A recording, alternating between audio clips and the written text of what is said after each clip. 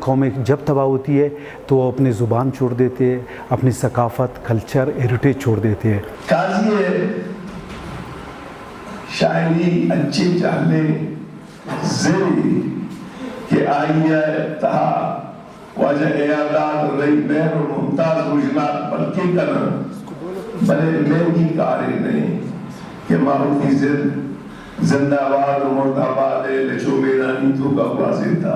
ہمارو جی میں منع آتا ہے بیرانی آر سرپت میں مبارک بدلت قاضی ہوتا من نلو تو چوائیت بے توار بے میرا اور دعائیں زند پر ترمپیا وازمندر بیوان۔ نواب اکبر خان بھٹی ایک دفعہ گفتگو فرما رہے تھے، اسے کہ ایک سینسٹیو آدمی کے لیے تو یہ معاشرہ ہی موت ہے، اس کو کوئی اور ضرورت نہیں ہے۔ مروچ منش میں یہ ریکویسٹ کرنا یا قرارداد یہ کرنا کہ پسنی کالج بائی واجہ مبارک قاضی میں نامہ ہیر کرنا بھی بودی دستانے عرض کرنے لگا شمار۔ آج کا جو یہ تعزیتی اجلاس تھی قاضی مبارک کے نام پہ، اس کو خراج عقیدت پیش کرنے کے لیے قاضی مبارک ایک سیاسی کارکن تھا، ایک شاعر اور ادیب تھا، اور اس نے اپنی زندگی میں بلوچی ادب کے لیے بیش بہا اشعار لکھے، افسانے لکھے،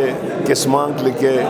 تو میں سمجھتا ہوں کہ آج ہماری فرض ہے کہ ہم اس کو خراج عقیدت پیش کریں، اور آج جتنے پیپر پڑھے گئے وہ قاضی مبارک کے لیے پڑھے گئے اور ان کو خراج عقیدت پیش کرنے کے لیے۔ بلوچی ہو یا براہوی ہو، ادب آگے جا رہا ہے، شاعری آگے جا رہا ہے، افسانہ نگاری آگے جا رہا ہے، اور ہمیں امید ہے کہ ہمارے ادیب اور شاعر مزید جو ہے نا اس پہ کام کریں۔ پروگرام کا آج کا جو مین مقصد تھا ہمارا، مبارک قاضی ہمارے بلوچی زبان کا ایک نامور شاعر ہے، وہ گزشتہ 16 ستمبر کو وفات پا گئے تھے، تو اس کے لیے ہم نے کوئٹہ میں تعزیتی ریفرنس رکھا، اور جس کے چیف گیسٹ تھے سابقہ وزیر اعلیٰ ڈاکٹر عبدالمالک بلوچ، اور اس میں ہمارے بلوچی، براہوی اور پشتو زبان کے شاعر اور ادیب شامل تھے۔